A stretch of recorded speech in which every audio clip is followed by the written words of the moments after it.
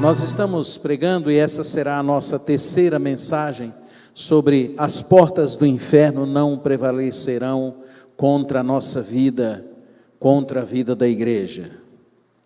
Essa foi uma promessa de Jesus, baseado no texto, na narrativa do diálogo de Jesus com Pedro, no Evangelho de Mateus, no capítulo 16. A primeira mensagem que nós trouxemos aqui, nós falamos da importância, ou esclarecemos o que era o inferno.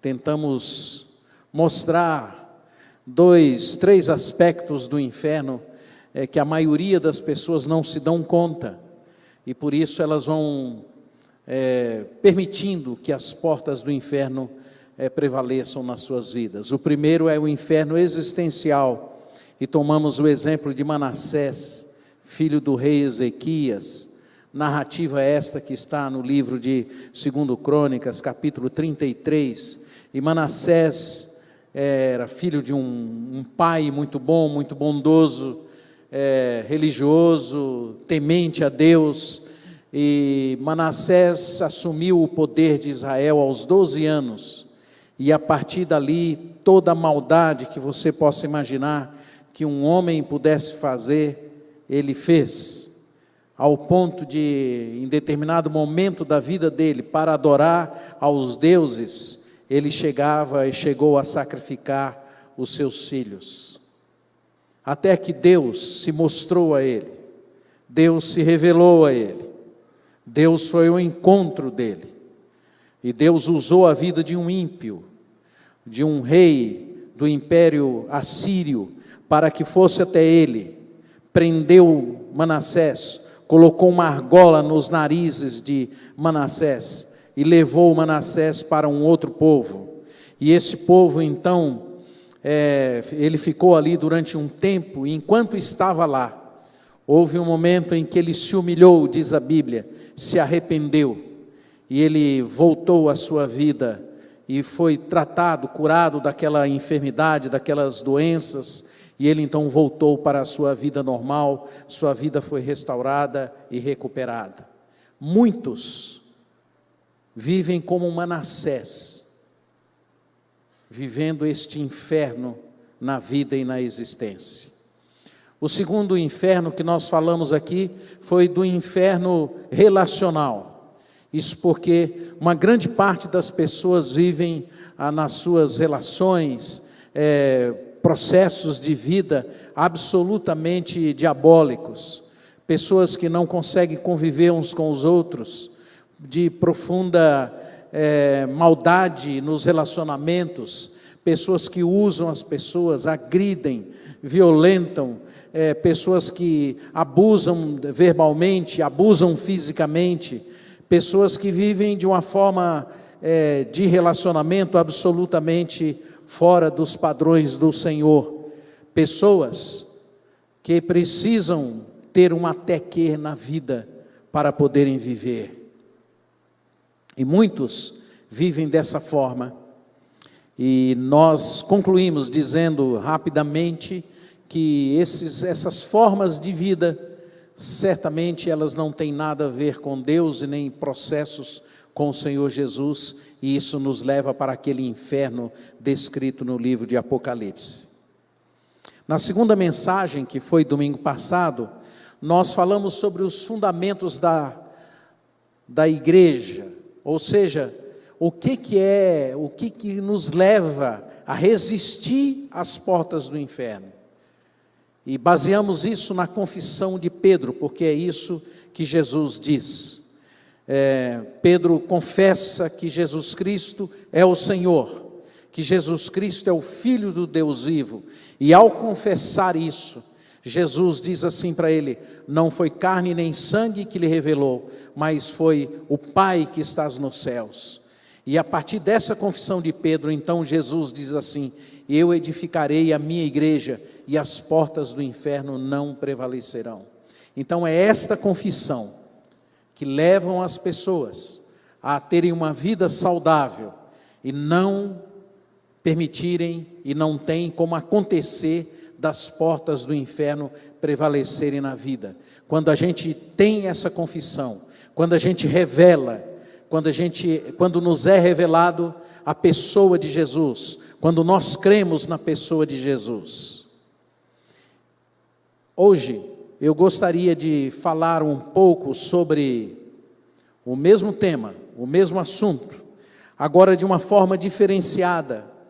E nós vamos ler daqui a pouco o texto de Mateus, porque o texto de Mateus, capítulo 16, a partir do verso 21, nós entendemos que esta revelação da pessoa de Jesus é o fundamento para que as pessoas tenham uma vida saudável e as portas do inferno não prevaleçam sobre a vida delas. O maior desejo de Jesus é que as pessoas o conheçam. O maior desejo do Senhor é que as pessoas saibam quem Ele é. E tudo que Jesus fez aqui na terra foi se mostrar para que as pessoas compreendessem que Ele era totalmente homem, totalmente Deus. Como Deus, Ele fazia os milagres, e como homem, Ele era sensível às necessidades dos seres humanos, porque Deus habitava o seu coração, e quem é habitado por Deus, como o próprio Jesus, e vai sendo ganho a cada dia pelo Senhor, ele vai se tornando uma pessoa cada vez mais sensível à dor humana, ao sofrimento humano. Então os milagres de Jesus, eles aconteciam com esse propósito de revelar quem Ele era, porque Jesus era um homem sem traumas, Jesus era um homem de uma percepção absoluta do que é o ser humano. Jesus tinha os seus limites como nós temos. Ele dizia: se o Pai não me revelar, não me mostrar, não me ordenar, eu nada posso fazer. Ele tinha essa capacidade de se submeter absolutamente como homem, de se submeter absolutamente a Deus. É por isso que ele fazia os milagres, para se revelar às pessoas, para mostrar às pessoas quem ele era. No Evangelho de João, logo após ele expulsar os vendedores do templo, ele vai para uma festa de casamento. Na festa de casamento ele percebe, ele é sensível que estava naquela festa, estava acabando a alegria, o vinho era um sinal da alegria, e o vinho estava acabando na festa, e Jesus então, comovido, com o coração cheio de compaixão, devolve a alegria àquela família, restaurando e fazendo o vinho voltar a existir. Em João, no capítulo 4, a experiência da mulher de Samaria. A mulher estava ali, era uma mulher com um profundo conflito existencial, sofria muito, cheia de perguntas, cheia de angústias. E Jesus começa a conversa com ela falando de uma água, que ele gostaria de beber água. Ela se espanta, se assusta com aquela pergunta, e pergunta a ele sobre aonde eles deveriam adorar. E ele responde para ela que ela deveria adorar em espírito e em verdade, não era aqui nem ali, mas em espírito e em verdade. E diz para ela assim: se você beber desta água que eu estou falando, você jamais terá sede. Jesus saciava a necessidade das pessoas, atendia as pessoas e ao mesmo tempo ele se revelava à pessoa, ele dizia quem ele era. Ele multiplicou os pães para os famintos, e ele disse: eu sou o pão da vida, e quem come desse pão jamais terá fome. Jesus curava os cegos e dizia: eu sou a luz do mundo. Jesus fazia as pessoas que estavam mortas ressuscitarem, como é o caso de Lázaro. E depois que Lázaro ressuscita, ele diz, se volta para as irmãs de Lázaro e diz assim: você crê nisto? Eu sou a ressurreição e a vida. Você acredita que eu sou a ressurreição e a vida? De tal forma que todos os milagres que Jesus fazia e tudo que ele fazia só poderia proceder de um Deus, do próprio Deus, ou então de um maluco. Por isso é que as pessoas precisavam definir, ou elas criam que Jesus era o Filho do Deus vivo, ou elas iam achar e julgar que Jesus era louco. Então você está aqui ouvindo o Evangelho, dominicalmente, e você professa que Jesus é o Filho do Deus vivo, e se você professa isso, Tudo aquilo que nós vamos falar aqui, em nome de Jesus, certamente vai cair no seu coração, vai falar com você, vai atender você, vai responder à angústia que você tem na sua alma, vai orientar você, vai consolar você, porque é o desejo dele se revelar a cada um de nós, para que todos tenham esta confissão na sua boca, nos seus lábios: sim, Jesus é o Filho do Deus vivo, e é isso que Ele quer para você nesta noite. As pessoas, quando elas entendiam quem era Jesus, elas mudavam a vida, elas eram transformadas, a vida delas eram absolutamente novas. Simeão, um sacerdote, já idoso, vivia silencioso, porque ele esperava a chegada de Jesus. Certo dia, ele tinha uma profecia de que ele só iria morrer depois que ele visse Jesus. Levaram Jesus ao templo, entre dezenas de crianças. Simeão pegou aquela criança que ele não sabia anteriormente quem era, e entre tantas crianças ele pegou aquele bebê, e ao olhar para aquele bebê, ele teve a revelação, a clareza de que aquele bebê era Jesus. Ele tomou aquele menino nos braços, ergueu e disse: Pai, você pode me despedir agora, porque eu vi a tua salvação. O coração dele se alegrou, porque ele compreendeu, recebeu, sabia quem era Jesus. Jesus Cristo é alguém que, quando ele vem para a sua vida, o seu coração exulta, o seu coração se alegra, o seu coração é transformado, é mudado. Ele mesmo, Jesus Cristo, se exultou, se alegrou por um fato. Ele disse certa vez que ele se alegrava diante de Deus, porque os pobres, os pequeninos, entenderam quem ele era, e ele escondera aquilo dos sábios, dos profetas, que desejavam saber quem era Jesus. Você está aqui nesta noite, eu sinceramente, eu tenho orado para que você compreenda e saiba de fato, e tenha consciência, clareza no seu coração, de quem é Jesus, porque alguém, quando tem essa confissão nos lábios e no coração, ele vai sendo transformado dia a dia, e se transforma numa nova pessoa. Muito bem, essa foi a introdução do sermão. Agora nós vamos pregar, tá bom? Então abra sua Bíblia, Mateus capítulo 16, verso 21.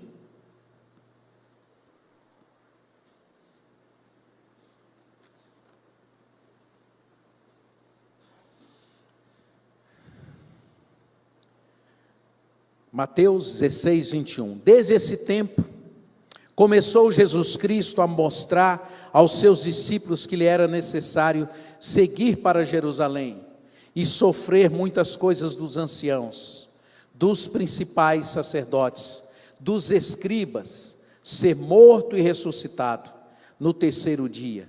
E Pedro, chamando-o à parte, começou a reprová-lo, dizendo: tem compaixão de ti, Senhor, isso de modo algum te acontecerá. Mas Jesus, voltando-se, disse a Pedro: arreda-te, Satanás, tu és para mim pedra de tropeço, porque não cogitas das coisas de Deus, e sim das dos homens. E então disse Jesus a seus discípulos: se alguém quer vir após mim, a si mesmo se negue, tome a sua cruz e siga-me. Aqui no versículo 21, há uma mudança de atitude, desde esse tempo. Isso tem a ver com o que aconteceu antes. O que aconteceu antes? Um diálogo entre Jesus, no qual Pedro teve a revelação de quem era Jesus e confessou: tu és o Cristo, o Filho do Deus vivo. No verso 21 começa assim: desde esse tempo, é uma mudança. Então, para você não esquecer, repita comigo: desde esse tempo. Mais uma vez, agora todo mundo com vontade: desde esse tempo.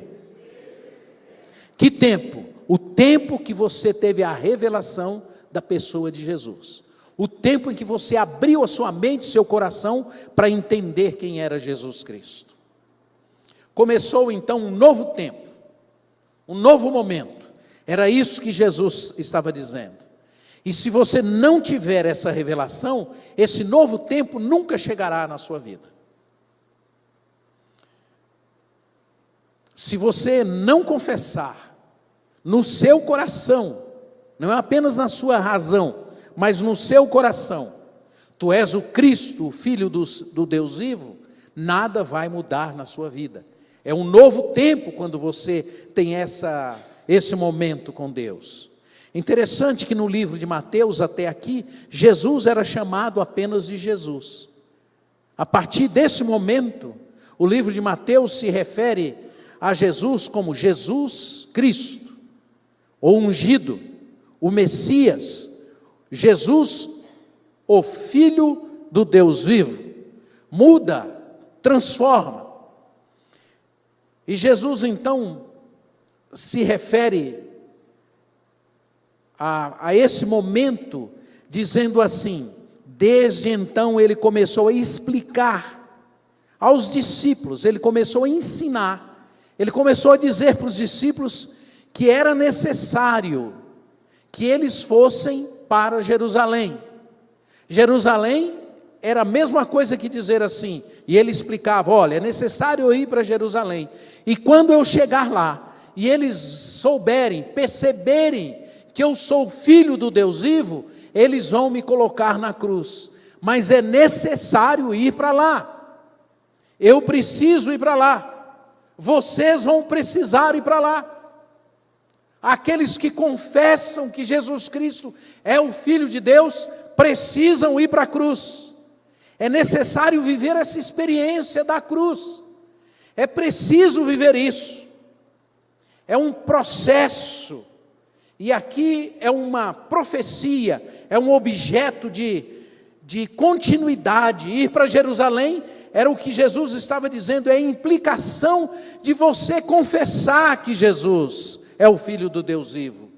Jesus para as pessoas era insuportável. Insuportável.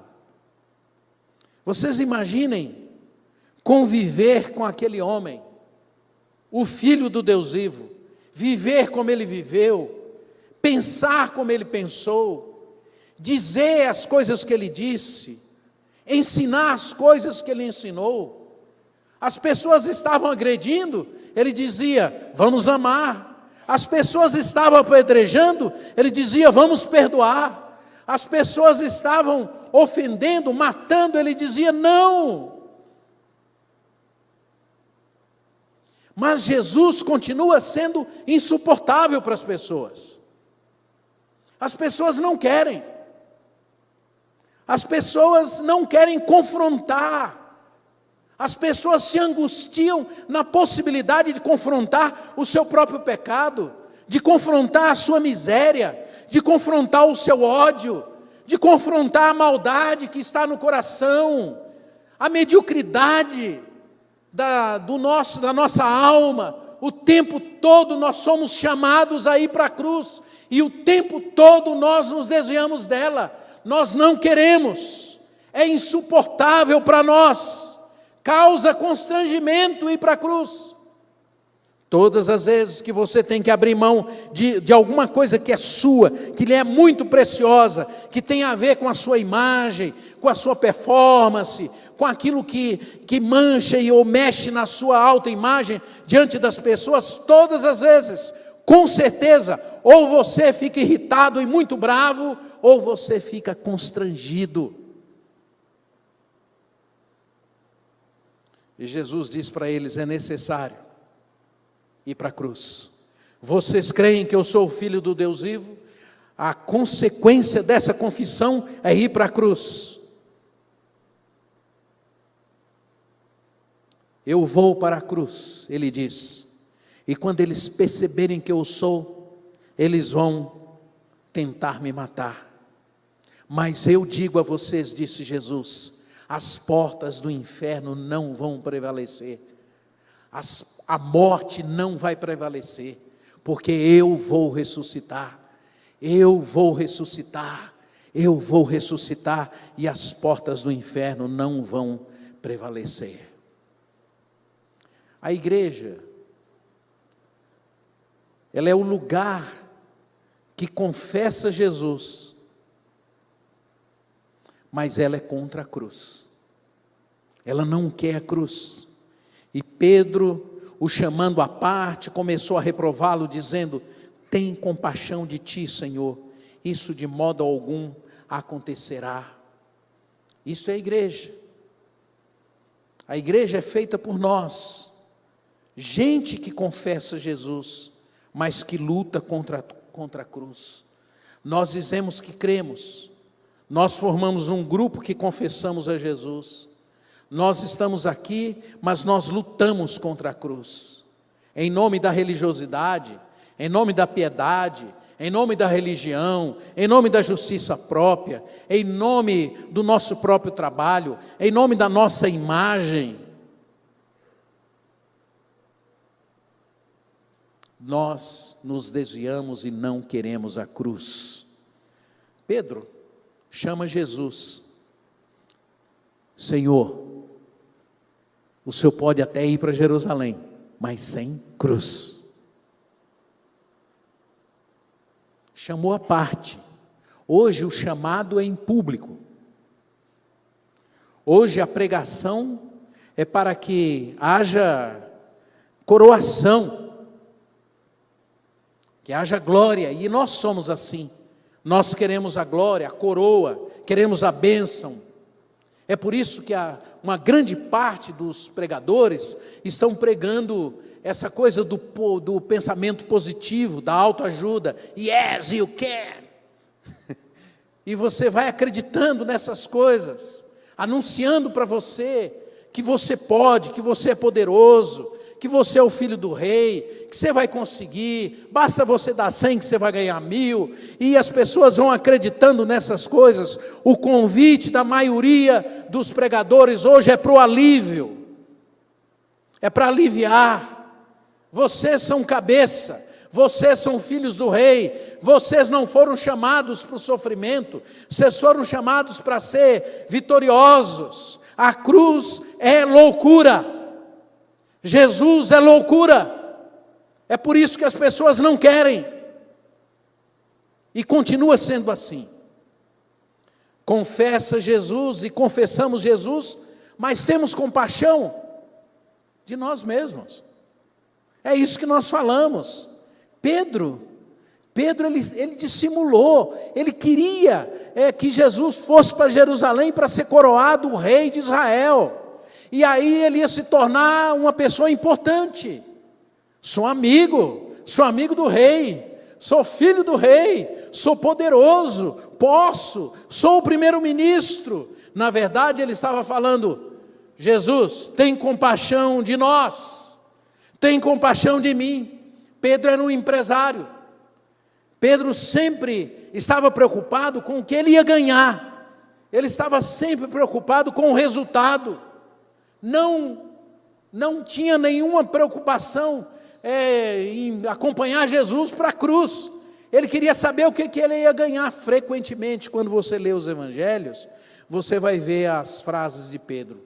Frequentemente ele falava assim com Jesus: Senhor, nós deixamos tudo, deixamos nossas redes, deixamos nosso barco, retirei o meu CPNJ da minha empresa, agora extingui tudo. Senhor, deixamos tudo, e o que nós vamos ganhar? Era assim. Ele fazia uma troca com Deus.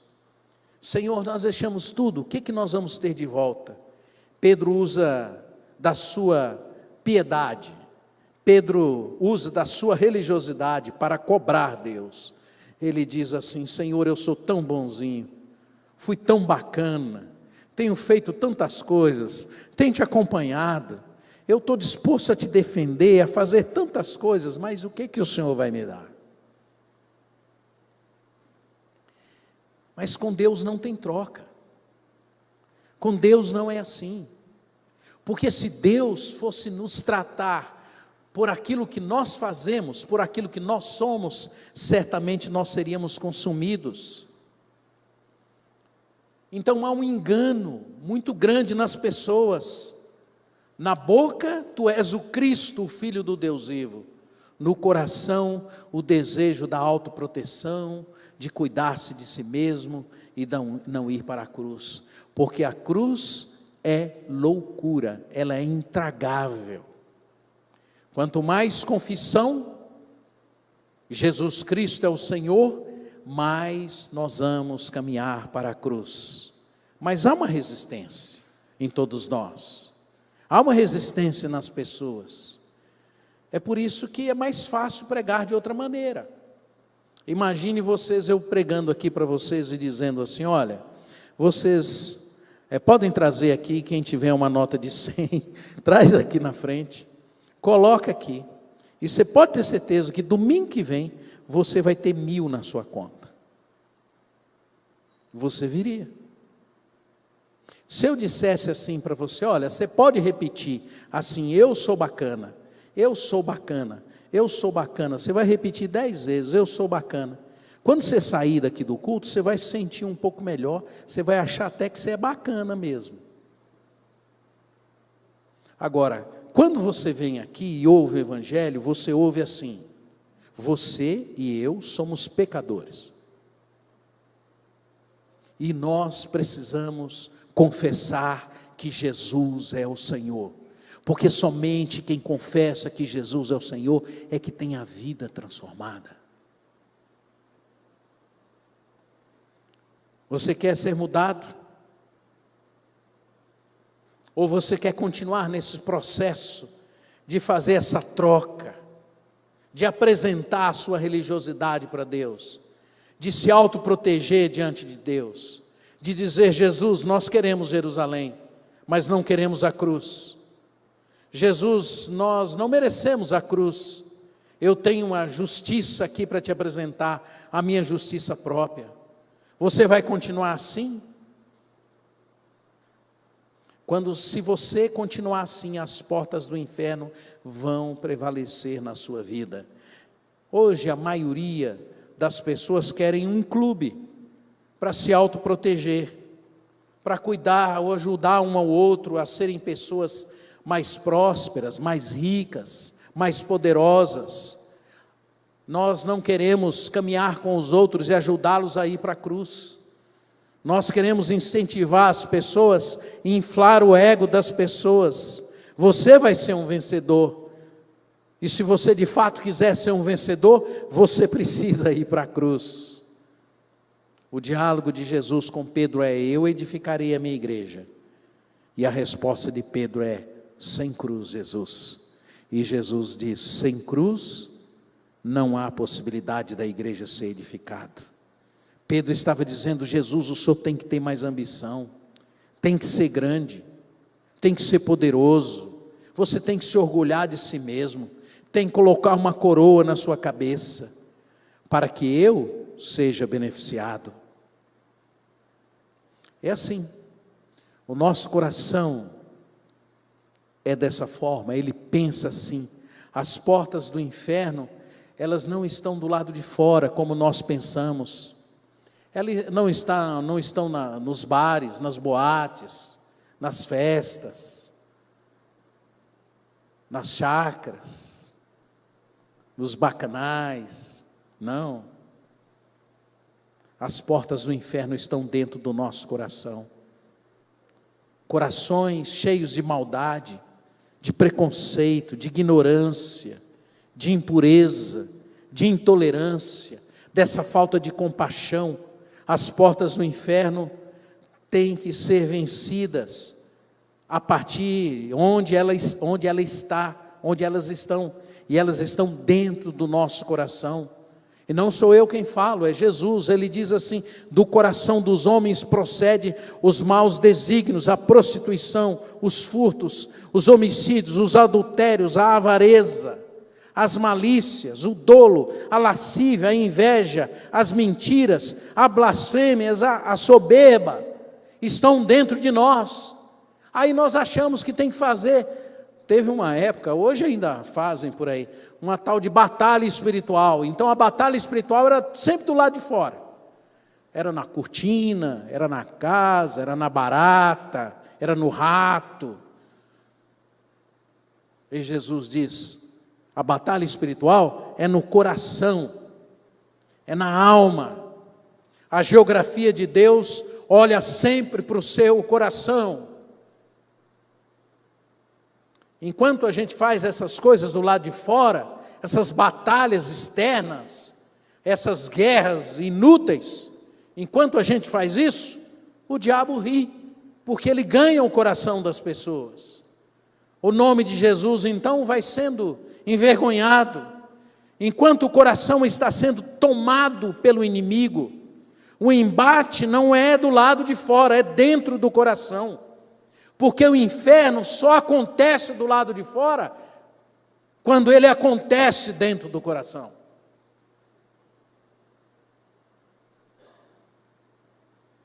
Quando o Evangelho cresce dentro de nós, quando Cristo cresce dentro de nós, as portas do inferno não prevalecem. É impressionante, nós não percebemos. Parece que essa maldade do mundo está longe de nós, é do lado de fora. Eu percebo isso. A Lava Jato, por exemplo, é um exemplo disso. Aqueles dinheiro saindo daqueles tubos, aparecendo lá na Rede Globo, você vai ficando impressionado com aquilo, e aquilo você vai ficando indignado, e você vai falando, pensando, puxa, é incrível, é impressionante, como pode fazer um negócio desse? Do lado de fora. Até que isso começa a chegar perto da gente. Começa a chegar num amigo, num político que você tem mais amizade, que você conhece. Até que chegue uma oportunidade para você. Sempre do lado de fora, nunca no coração. A igreja é a reunião dos filhos da revelação. A igreja é uma reunião do grupo que crê que Jesus é o Filho do Deus vivo. A igreja é o lugar em que a gente confessa Jesus é o Filho de Deus. A igreja é o lugar daqueles que confessam. E Jesus, voltando-se para Pedro, no verso 23, disse: arreda-te de mim, Satanás, tu és para mim pedra de tropeço, porque não cogitas das coisas de Deus, e sim dos homens. E Pedro cogitou. Vocês sabem o que é cogitar? Cogitar é uma palavra que tem a ver com meditar, que é uma palavra que se referia àquele momento em que os bovinos comiam alimento e se deitavam e ficavam ruminando novamente. Como vocês sabem, o bovino tem 2 estômagos. Primeiro ele recebe o alimento, depois ele deposita num segundo estômago e vai trabalhando. Aí a imagem não é muito boa, né? Mas é para você entender o que significa cogitar. Então, quando a gente diz, recogitou, o que a gente está dizendo? Vomitou, pôs o que estava dentro para fora.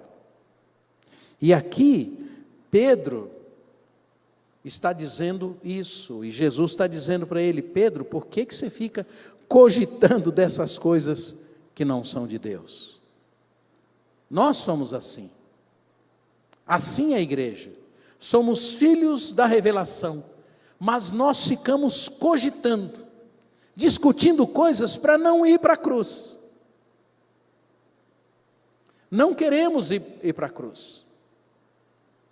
E aí, quando a gente fica cogitando, e recogitando, e discutindo, e fazendo leis, e fazendo regras, e colocando coisas para as pessoas viverem no ambiente comunitário, quando a gente vive na casa da gente cogitando, discutindo, agredindo, ofendendo, se defendendo, quando a gente começa a viver esse tipo de ambiente, a gente vai abrindo as portas do inferno na nossa vida.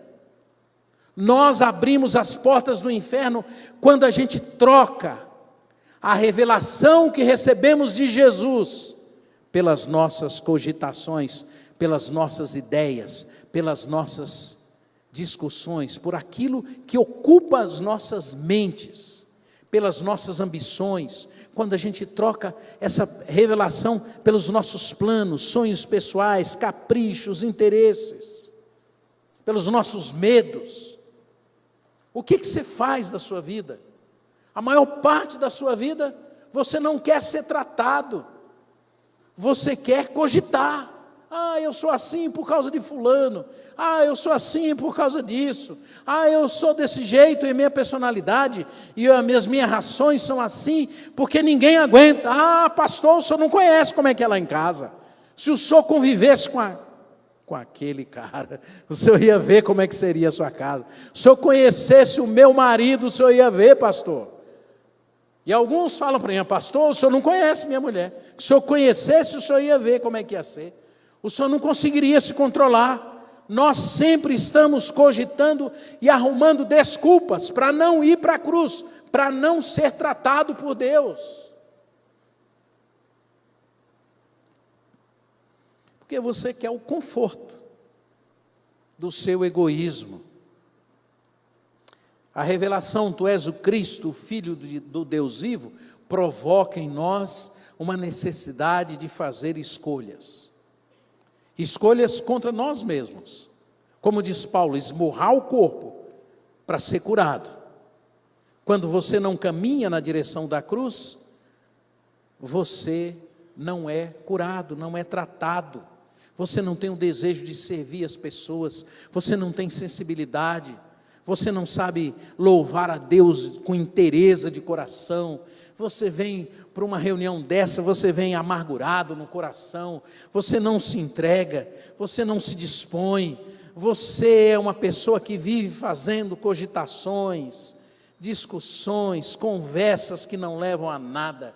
Então as portas do inferno vão tomando conta da vida, da existência, e você vai se amargurando e tornando-se uma pessoa mal-humorada, maldosa. Talvez você esteja dizendo: pastor, acho que o senhor deu uma exagerada hoje. Não precisa ser tanto assim.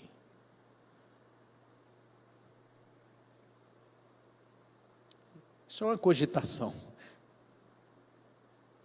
Porque você tem medo de ir para a cruz. Porque ir para a cruz implica em mudança de atitude diante de Deus e diante das pessoas. Você vai começar a se comportar como gente que de fato ama a cruz de Jesus. Você vai parar de cogitar dessas trocas com Deus, parar de ter esses desejos bobos, sem o menor sentido, as cogitações de você ficar ser importante, ser rico, ser cheio de coisas. Você vai começar a ter no seu coração o desejo de ter uma vida transformada. Gente, é uma indignação alguém achar que Jesus Cristo morreu na cruz para fazer uma pessoa ficar rica. Eu não consigo entender como é que uma pessoa lê a palavra de Deus, canta numa igreja evangélica e acha que é isso. Isso não é o evangelho. Isso não procede de Deus. Isso é a porta do inferno prevalecendo. Jesus deu a vida na cruz do Calvário para te dar duas coisas que ninguém pode fazer por você. Primeiro, te dar a vida eterna. Segundo, transformar o seu coração, a sua vida, o seu caráter, sua atitude, seu comportamento.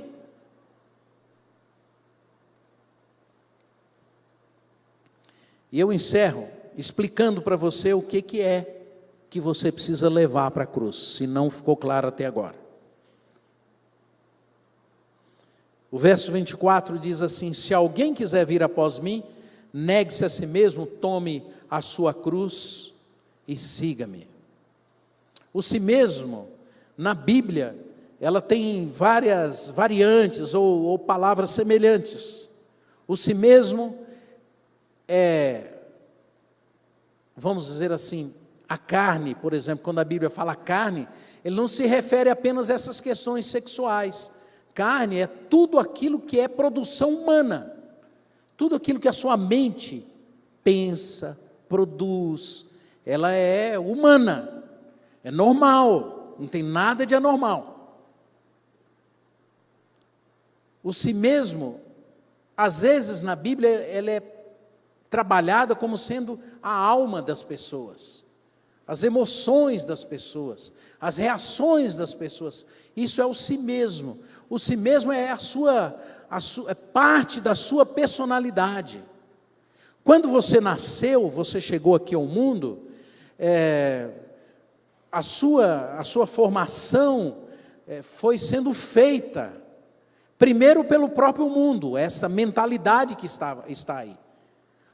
A cultura que está aí, os valores que estão aí, eles foram entrando dentro da sua mente, do seu coração, da sua forma de entender a vida. Você foi recebendo. A Bíblia diz que existem 4 coisas que formam o nosso si mesmo: o mundo, a carne, a natureza pecaminosa e o próprio diabo. Então, vivendo aqui na terra, na sociedade que você vive, você foi sendo formado, a sua mente foi sendo formada. Depois você tem a natureza pecaminosa, ela é própria, você tem pulsões, você tem doenças, você tem taras, você tem desvios no seu corpo, na sua mente, que são incontroláveis às vezes. A forma que a sociedade tem de controlar essas coisas, essas pulsões que nós temos, é o processo de educação. E quando a educação não funciona, polícia. Mas todos nós temos esses desejos malucos, doidos. Natureza pecaminosa. E a gente tem os pecados, que são as nossas ações. E eles vão trabalhando a nossa mente, nosso coração, nossa reação. E o diabo, Satanás, ele mistura tudo isso e vai usando isso para que você seja o que você é. É por isso que nós precisamos de Jesus. É por isso que a gente precisa confessar Jesus. Senão nós vivemos num nível básico, quase animalesco. As manifestações do si mesmo, ela acontece no dia a dia. E a Bíblia diz quais são. E eu vou dizer para você. Primeiro, existem manifestações do si mesmo relacionadas às questões sexuais. Essas manifestações do si mesmo, para as pessoas que não conhecem a Deus, elas são as seguintes, estão lá em Gálatas no capítulo 5. Na questão sexual, por exemplo, a imoralidade sexual, a prostituição, a impureza, a lascívia, a pornografia,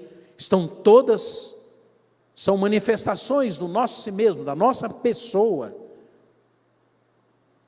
Nas questões da religião, a idolatria, a adoração a ídolos, a feitiçaria, a idolatria, a exaltação de pessoas.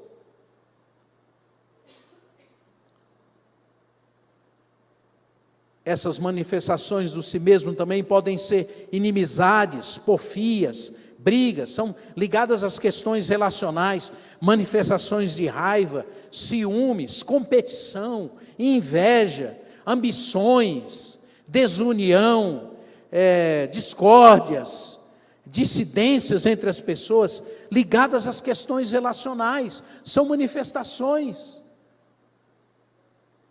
E finalmente, os maus hábitos, vícios, que nós vamos adquirindo, bebedices, glutonarias, e coisas semelhantes a estas, diz a Bíblia. Então, quando Jesus está falando que a gente precisa negar-se a si mesmo,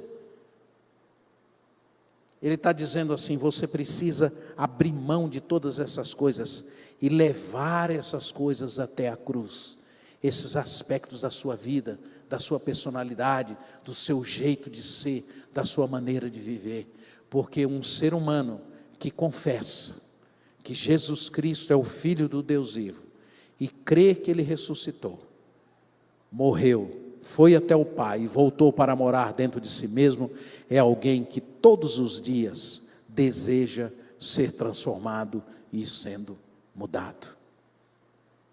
Você quer mudar? você deseja? O que você precisa levar para a cruz? Então eu quero te convidar para uma oração. Abaixe a sua cabeça.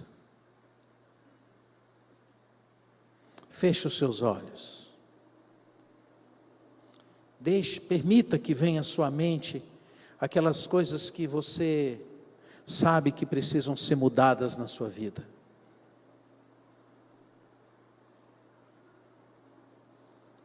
Aquelas reações, aqueles gestos grosseiros que você tem com as pessoas, aquelas amarguras que você carrega, às vezes desde a sua infância, aqueles abusos que lhe fizeram, verbais às vezes físicos, aquelas infidelidades, aquelas agressões que vieram de pessoas que você ama, mas que estão te machucando aí dentro.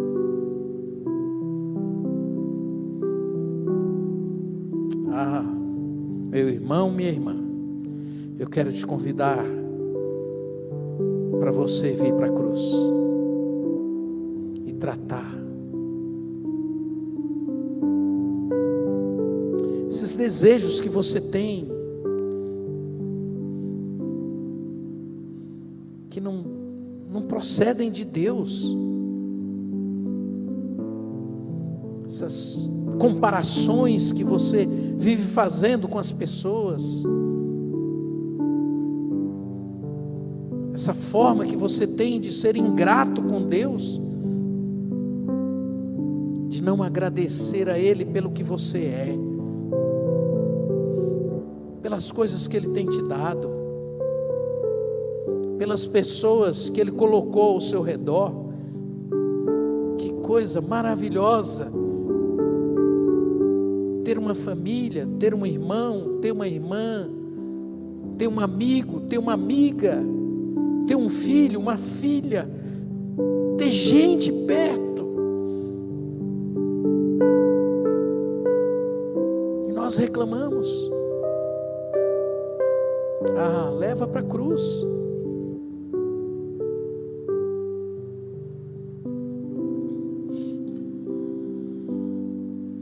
Senhor, nós estamos aqui como teus filhos, e essa mensagem tão simples, Senhor, nada novo. Nós somos gratos a Ti, porque o Senhor, através do Teu Espírito, pode renovar o nosso coração. O Senhor pode trazer para o nosso coração essa confissão verdadeira: Tu és o Cristo, o Filho do Deus vivo. Pedimos, ó Pai, que o Senhor nos salve das minhas cogitações, quando eu não quero ir para a cruz, das desculpas que eu fico criando. Senhor, tira isso de mim.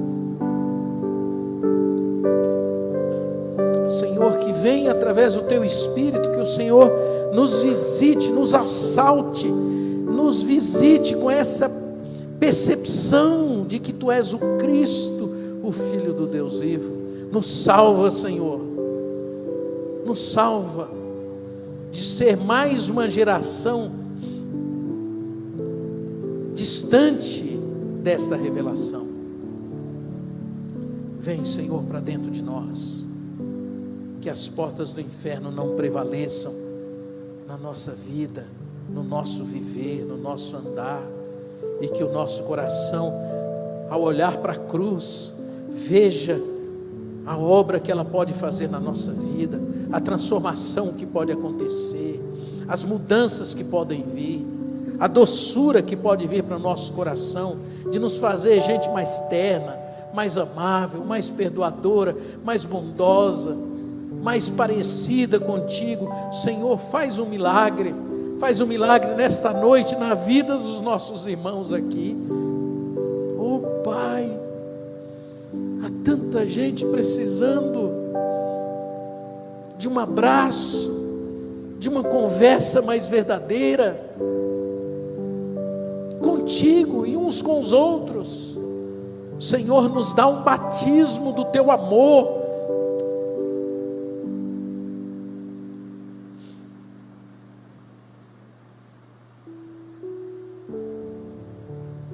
E que a gente aprenda a amar a cruz de Jesus, porque depois dela é vida, é alegria, é transformação, é vida eterna.